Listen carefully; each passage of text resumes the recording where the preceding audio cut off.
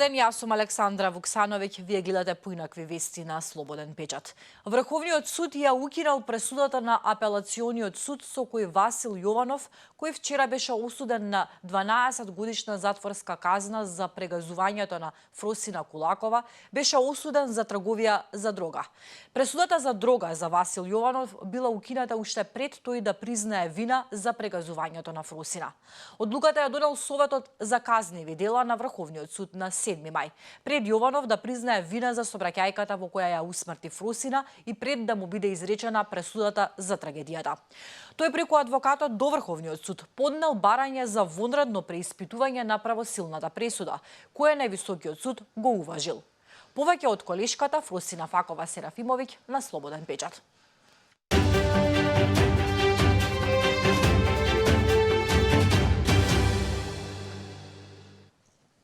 Дали лажните дипломи се јавна тајна?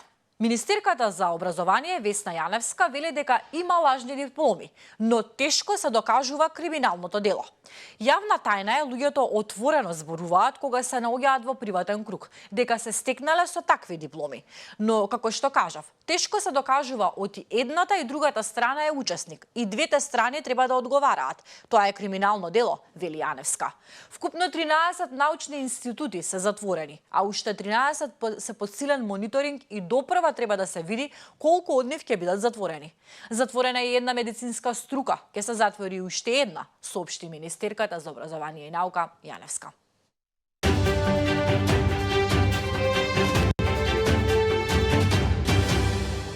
Падна уште една маска, уште една илузија разоткриена. Овој чекор на таравари представува уште еден доказ дека групата на заштитници на криминалот и корупцијата добиваат нови редови.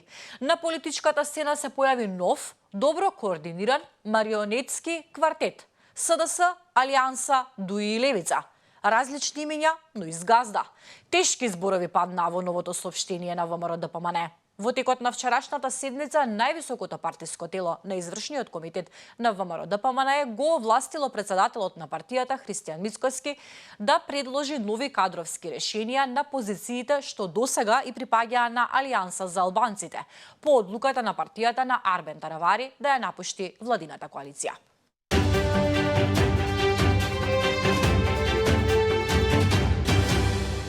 Наместо да ја доближува, Мицкоски ја оддалечува Македонија од Европската унија, велат од ДУИ. Според партијата, владата на Христијан Мицкоски, водејќи се од популистичкиот бран кој ВМРО-ДПМН го јавнаа уште кога беа опозиција, со своето неодговорно однесување, се заканува долгорочно да ги загрози перспективите на земјава за остварување на стратешката цел – членство во Европската унија. Иако го поставија како прв приоритет во рамките на новата влада, премиерот и неговиот најблисок круг целосно се откажаа од европското досие и тоа веќе не го кријат во нивните настапи, соопштија од опозицијска ДУИ.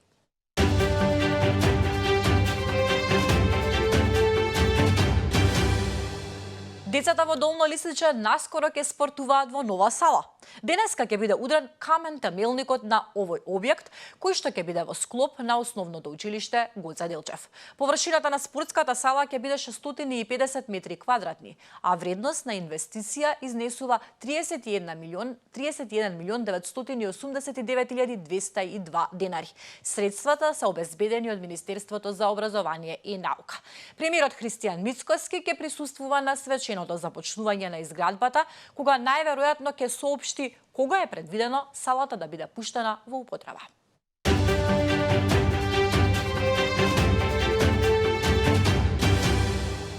Ѓубре, смрдеа и преполни контејнери низ Скопје. Се жалат и граѓаните, се жалат и градоначалниците дека наместо комунална, општинските служби го собираат ѓубрето, а од градското предпријатие ги демантираат ваквите изјави како невистинити. Како и да е, Скопје е преплавено со отпад. Мини депонии можат да се забележат околу секој контејнер. Граѓаните прашуваат зошто комунална хигиена не си ги врши обврските за кои е надлежна и зошто редовно не се собира комуналниот отпад, особено во населбите со куќи каде нема контејнери, туку канти, кои исто така треба редовно да се празнат.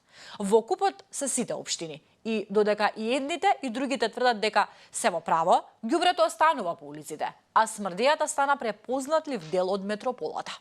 Повеќе на оваа тема од колешката Анета Стојковска на Слободен печат.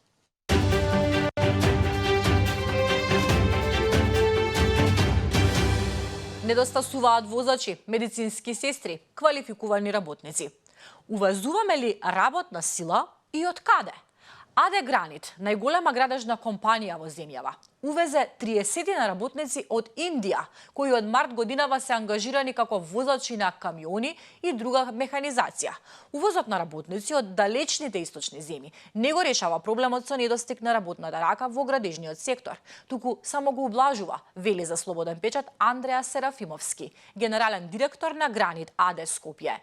Според Серафимовски, на увоз на работна сила биле понудени поради постојаниот одлив на вакви кадри, а за нив било крајно непродуктивно механизација вредна илјадници евра да им стои во место.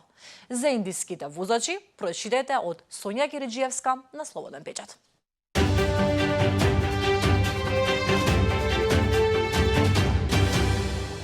Во Скопје денеска ќе биде отворен дневниот центар за деца и семејства во социјален ризик Гнездо. Ова е прв центар од ваков тип во Македонија. Иницијатива посветена на јакнење на децата и семејствата во социјален ризик.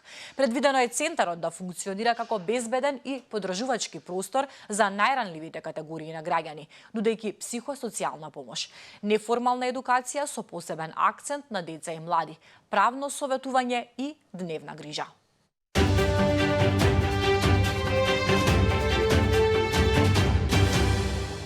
Секое трето дете во Македонија живее под националниот праг на сиромаштија, што е зголемување во однос на 2019 година, кога тој процент изнесувал 27,8 и ги прави децата една од најранливите групи во општеството.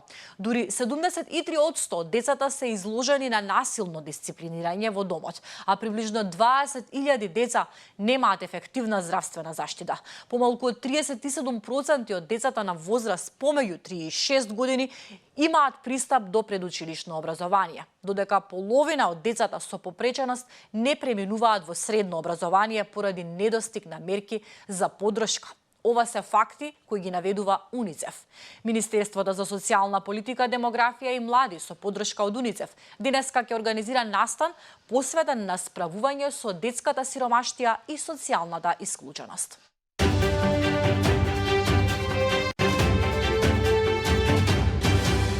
Судбината на македонската економија е важно прашање, посебно во време на турбуленции.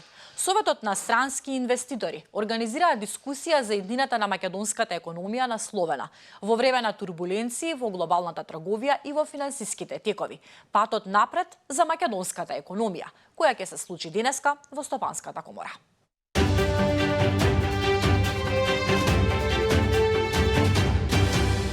Ноќеска се тресеше тлото на Грција. Регистриран е земјотрес со јачина од 6,1 степен според Рихтеровата скала, околу 2 часот во Грција. Земјотресот беше почувствуван во близина на Крит, како и на островите Родос и Кос, како и во некои делови од Турција. А како предпазливост беше издадено предупредување за цунами.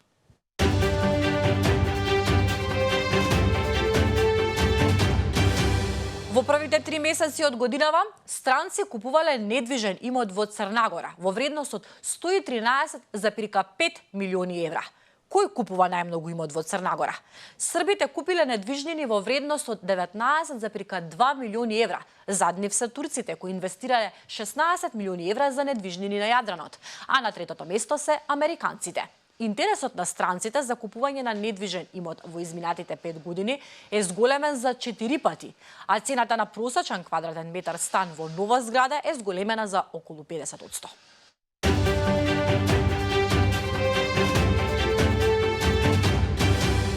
Не сакаме да почнеме трета светска војна.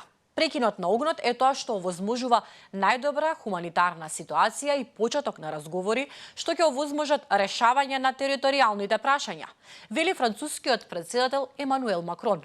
Тој нагласи дека првата генерација за безбедноста е силна украинска армија. Макрон најави дека санкциите воведени од западните сојузници би можеле да бидат применети во следните неколку дена.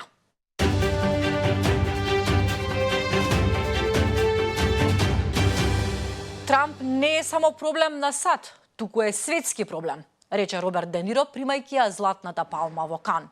Американската филмска легенда Роберт Де Ниро го нарече председателот Доналд Трамп непријател на уметноста на синокешното свечено отворање на Канскиот филмски фестивал. На 81 годишниот актер наградата му ја врачи неговиот колега Леонардо Ди Каприо.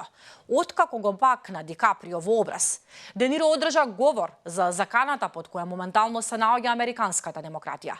Тој се осврна на предложената царина од 100% на Трамп за сите филмови произведени надвор од САД, која беше објавена нешто повеќе од една недела пред фестивалот.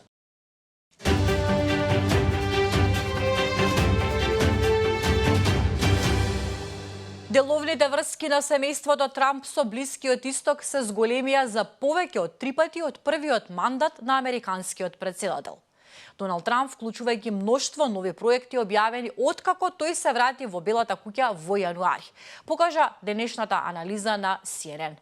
Трамп оваа недела е во посета на Саудиска Арабија, Катар и Обединетите Арапски Емирати. Не само како претседател на САД, туку и како глава на семејството, чиј бизнис се шири во тој дел од светот, додека во регионот се развиваат планови за луксузни облакодери, терени за голф и бизниси со криптовалути. Финансиските врски на Трамп со Блискиот Исток предизвикаа загриженост кај етичарите на американската влада, кои велат дека е тешко да се утврди дали тој действува во најдобар интерес на САД или за сопствените финансии.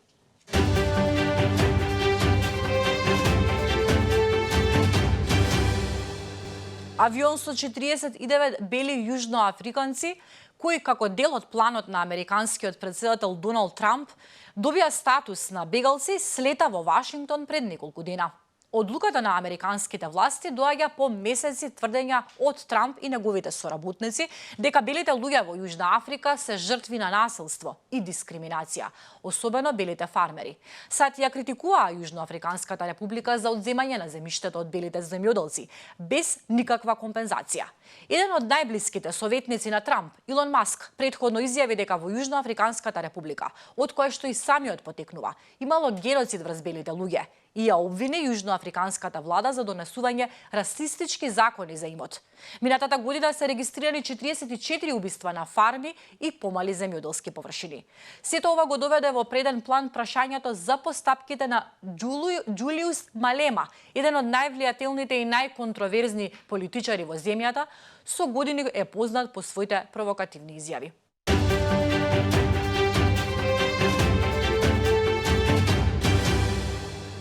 Филипинката Кристи Рейчел Магно Трајковски е мајка на Кристофер и Бјанка. Таа е вистинска хероина која поради љубовта го напуштила родниот крај и одлучила да живее во туѓа земја, за која што дотогаш не ни чула – Македонија. Денес Македонија за неа е дом. Во новата емисија Мама Визија ви носиме вистинска приказна за мајка странец во Македонија. Нивната љубов има кодно име – Брод. Зошто? Бидејќи со незиниот сопруг Бојан од македонски брод се запознале работејќи на истиот брод закотвен во Америка. Па така филипинка и македонец од брод се преселуваат во македонски брод. Мајката хероина Кристи вели дека не е било лесно на почетокот кога се преселила овде, бидејќи не го знаела јазикот, не познавала никого освен сопругот и неговото семејство. Замислете, од живот во милионски град Манила, одеднаш живот во македонски брод. За тоа како изгледа животот на една мајка странец во Македонија, гледајте вечерва во 20 часот премиерно издание на 10-та епизода на Мама Визија. Имам восачка, имам македонско држанство, имам македонска пасош. Значи, јас сум македонка. Бојан е кога сме на брод, кога сака да се џали, да се жали? Не се џали. Кога, на пример, ќе ти кажам Бела, Беланче, Манче. Да се мази? Не, да се, како се вика тоа, да се сладка да правиш нешто, како на пример Миланче. Да се умилкува? Кога правите ова името? Демонотив? Не. Добро. Кога на пример ќе се викаш ти Никан, ова бебето, на пример, ќе кажам Никанче. Ќе ставите че, како на галено. Галено, ете го галено. Галено, на пример, Бојан цело време пошто јас се викам Кристи, Кристофер, така ми прават. Океј, кога имаме бебе ќе викаме Кристофер. Македонско девојче, Китка шарена, Боградина набрана, дар подарена. Дали има овој вели свет поубаво девојче од Македонче? Браво,